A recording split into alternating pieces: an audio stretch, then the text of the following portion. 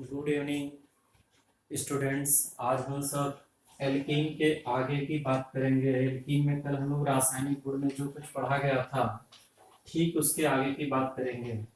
एल्कीनों के रासायनिक गुण में जहाँ तक पढ़ाया था उसके आगे आज रिएक्शन लिखना शुरू करेंगे हम लोग। तो रासायनिक गुण में आज हम लोग का पहला रिएक्शन होगा। कल मैं आपको मार्कोनी काफ का नियम पढ़ाया था। मार्कोनी काफ के नियम के अनुसार असंतृप्त एल्कीनों में अगर असंतृप्त एल्कीन हो तो उसमें हाइड्रोजन ब्रोमाइड का योग मार्कोनी काफ नियम के अनुसार ऋण भाग उस पर जुड़ता था जिस पर हाइड्रोजन की संख्या कम हुआ करती थी। लेकिन आज हम पढ़ेंगे इसमें पहला ठीक उसका उल्टा हैरस प्रभाव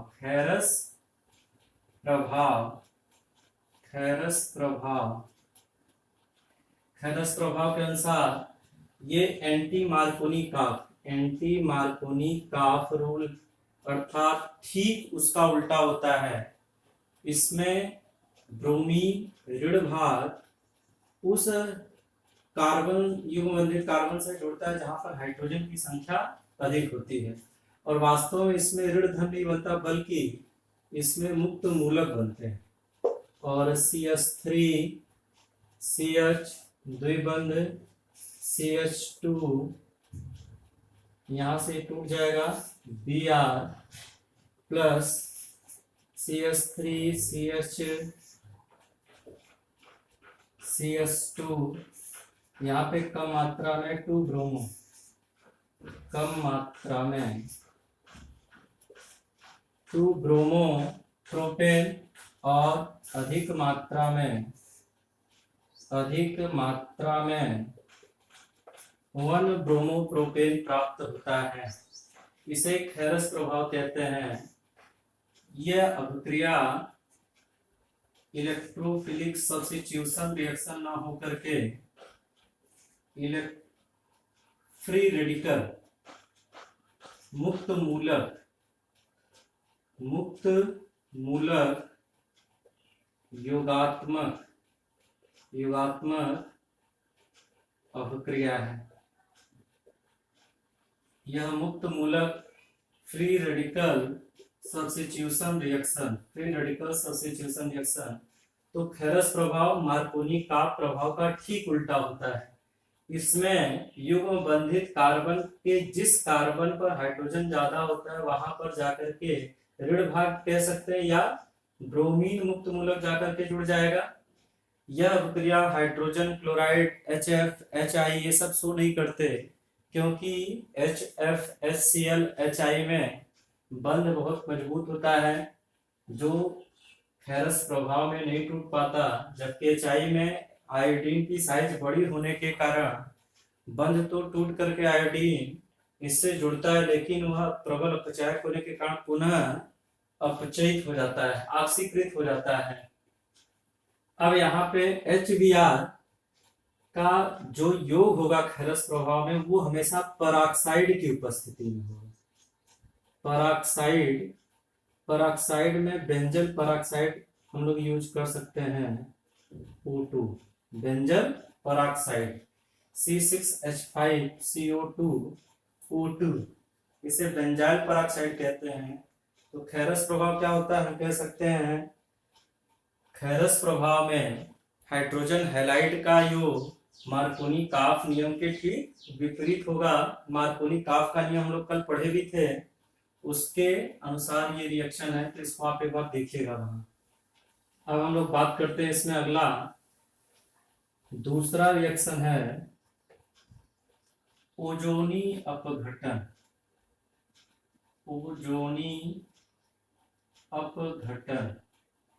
ओजोनोलिसिस भी कहते हैं इसको।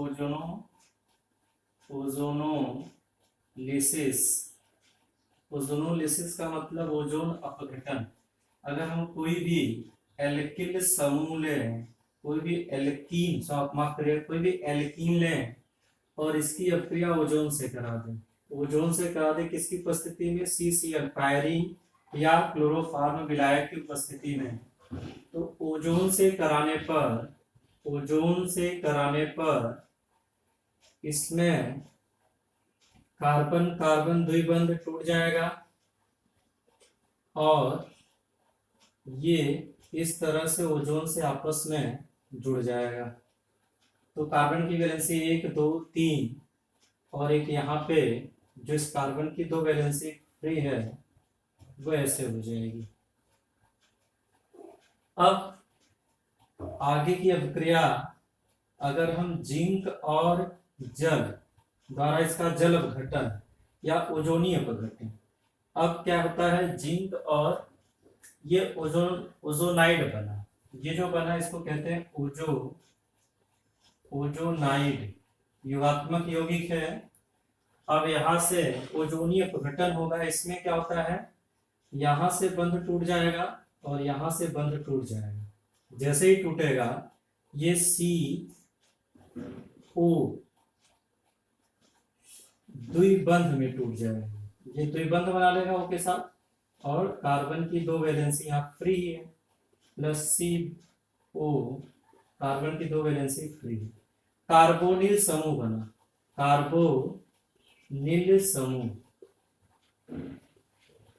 तो वास्तव में ओजोनीय अपघटन एक ऐसी प्रक्रिया है जिसमें पायरीन विलायक अथवा किसी कार्बनिक विलायक की उपस्थिति में ओजोन का एथिलीन पर अथवा किसी भी एल्कीन पर योग कराने पर ओजोनाइड योगात्मक उत्पाद प्राप्त होता है, जो जिंक और जल द्वारा ओजोनीय अपघटन के फलस्वरूप कार्बोनिल कंपाउंड में बदल जाता है। अगर मैं यहाँ पे H या मैं अलग से लिख देता हूं, अगर मैं CH2 द्विबंध CH2 ले लूं, इसकी अभिक्रिया ओजोन से कराऊं तो एथिलीन ओजोनाइड प्राप्त होगा। एथिलीन ओजोनाइड जो जल अपघटन के बाद, जो जिंक चूर्ण और जल अपघटन के बाद बदल जाता है, यहां से ये टूट जाएगा, ये टूट जाएगा, CH2O 2HCHO 2CH2O HCHO formaldehyde या मेथेनल इसको कहेंगे हम लोग, मेथेनल इसका एक ऐसी नाम है, फॉर्मेल्डिहाइड प्राप्त हुआ। अगर हम यहाँ पे सपोज दैट थोड़ा सा चेंज करते हैं, मान लीजिए मैं यहाँ पे CH3 ले लिया, CH3 ले लिया, CH3 ले लिया, CH3 ले लिया, तो अब ये किस में टूट जाएगा, CH3 CH3 CH3 CH3, तो यहाँ पे ये CH3 CH3 CH3 CH3, यानी ये कार्बोनिल समूह वाला यौगिक किसमें अब चेंज हो गया, एसीटोन में।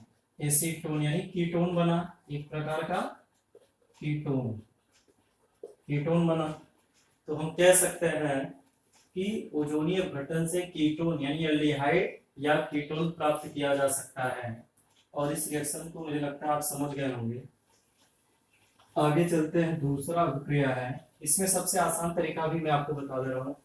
जैसे कहीं से भी जहां कार्बन कार्बन द्विबंध है उसको जब आप तोड़ेंगे तो वहीं पे तुरंत ऑक्सीजन ऑक्सीजन द्विबंध लगा देंगे, ऑक्सीजन ऑक्सीजन द्विबंध, जिसके कारण क्या कार्बोनिल समूह में परिवर्तित हो जाएगा। तो कभी भी ओजोनीय अपघटन है तो उसमें परिवर्तन कुछ इस तरह से ही होगा। अब हम लोग बात करते हैं अभी अभिक्रिया जो जल योजन के नाम से जानी जाती है, जल योजन, हाइड्रेशन। जल योजन क्या होता है, एथिलीन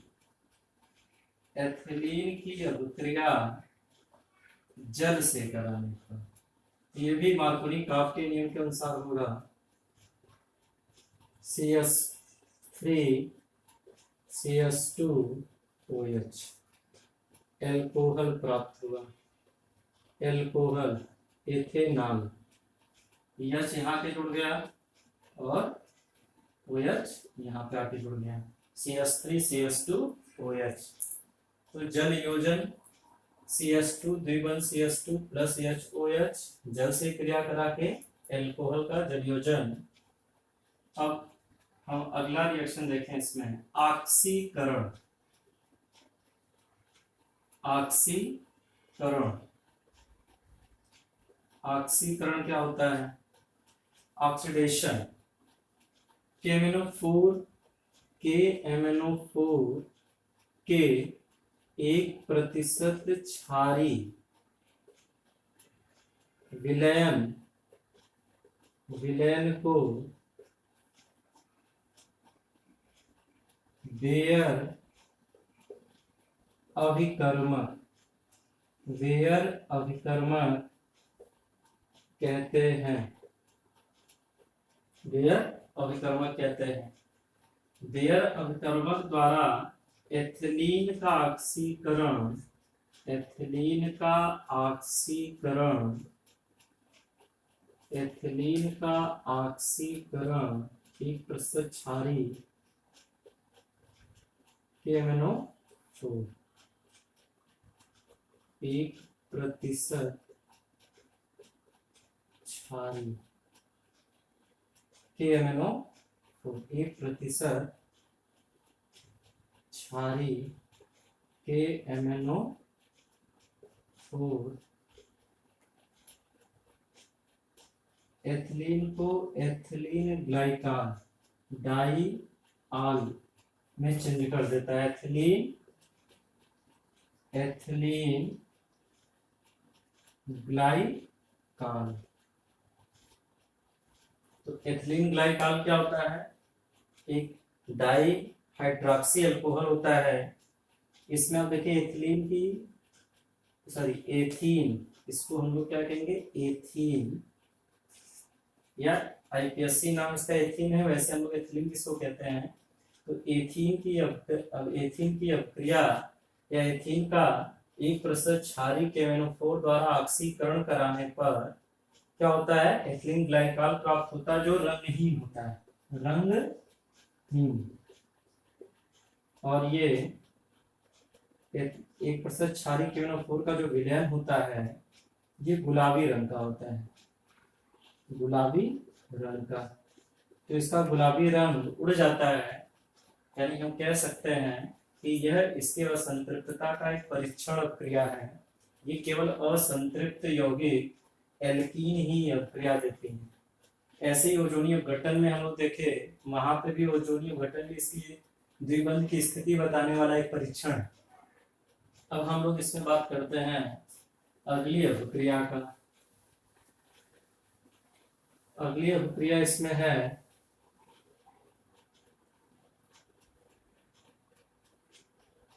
बहुलीकरण।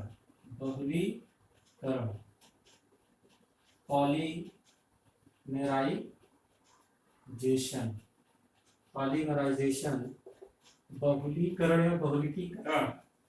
इसमें क्या होता है?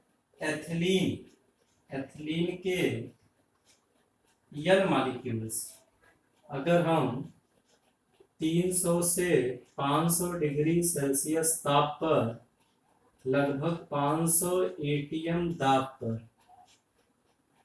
गर्म करें, 500 ATM दाब पर 300 से 500 डिग्री सेल्सियस इसके N मॉलिक्यूल्स लेकर के गर्म करें, तो वे आपस में संघनित होकर के पॉलीथीन बनाती है, जो एक प्रकार का फल सब्जी आदि रखने वाली जो आप पॉलीथीन देखते हैं वही होती है। तो पॉलीथीन एक प्रकार की प्लास्टिक है। तो बहुलकीकरण द्वारा बनाया, अगर हम यहाँ पे CF2 द्विबंध CF2 कार्बन टेट्राफ्लोराइड का यूज कर लें, तो CF2 सिंगल बॉन्ड CF2 इसके N मॉलिक्यूल्स यूज करके ये टेफ्लॉन बन गया, टेफ्लॉन। टेफ्लॉन आप देखे होंगे, जो इंडक्शन के बर्तन होते हैं या फिर आजकल स्टिकी जो नॉन स्टिकी बर्तन होते हैं उस पे टेफ्लॉन की परत चढ़ी होती है। आप ये एक प्रकार का क्या है, बहुलक ही। तो मुख्य रूप से हम लोग को इसको पढ़ना था, इसको हम लोग आगे पढ़ेंगे भी जब हम लोग हेलो एल्केन पढ़ेंगे, तो वहां पे इसको पढ़ेंगे। फिलहाल हमको यही पढ़ना है। तो पॉलीथीन क्या होता है, पॉलीथीन कैसे बनता है, एथिलीन के एन मॉलिक्यूल्स को लेकर एन की संख्या कम से कम 50 या उससे अधिक ही होती है। एन का मान 50 से अधिक होगा, एन का मान 50 से अधिक होगा, एन ग्रेटर देन 15, यानी एन की वैल्यू 50 या 50 से अधिक होनी चाहिए, तभी पॉलीथीन का निर्माण होगा। अब हम लोग बात करते हैं इसमें अगला एक अंतिम अभिक्रिया है जिसका नाम है मोनो क्लोरो सल्फर का योग, मस्टर्ड गैस का निर्माण। ये विश्व युद्ध में प्रयोग होने वाली गैस है। मस्टर्ड गैस एक जहरीली गैस होती है जिसका निर्माण एथिलीन द्वारा किया जाता है। एथिलीन के दो अणु को लेकर के जब मोनोक्लोरोसल्फर के साथ गर्म करते हैं तो एथिलीन CH2 सिंगल बंद CH2 सिंगल बंद CH Cl और कार्बन की वैलेंसी 1 2 3 और यहाँ आपस में जुड़ जाएंगे, और आपस में जुड़ने से पहले बीच में इसमें सल्फर आ जाएगा। तो इस तरह से कार्बन की वैलेंसी कितनी होगी इसमें, अब देखें तो इस कार्बन की वैलेंसी कितनी है, 1 2 3 CH2 तो ये है मस्टर्ड गैस। मस्टर्ड गैस एक जहरीली अथवा विषैली गैस होती है और यहाँ से सल्फर मुक्त होता है, सल्फर। इस तरह से भी इसकी कुछ महत्वपूर्ण अभिक्रियाएं थी जो मैं थोड़ा जल्दी समाप्त कर दिया। ये केवल मैं इस उद्देश्य से पढ़ा रहा हूँ कि आप एक बार जब ऑर्गेनिक रसायन, कार्बनिक रसायन का पोर्शन पढ़ना शुरू करें तो आपको कुछ चीजें समझ में आए, उसके लिए पढ़ाया जा रहा है। और महत्वपूर्ण टॉपिक है हाइड्रोकार्बन, क्योंकि बाकी सभी यौगिक किसी के व्युत्पन्न है।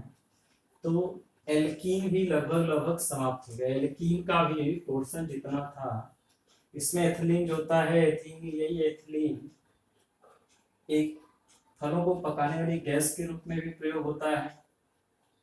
तो इसके और भी उपयोग हैं, तमाम चीजें हैं, आप किताब में देख सकते हैं, लेकिन महत्वपूर्ण टॉपिक जो थी इसकी मैंने आपको बता दिया। तो आप कल से एल्काइन के बारे में हम लोग चर्चा करेंगे और कल से आपको एल्काइन पढ़ाया जाएगा। धन्यवाद।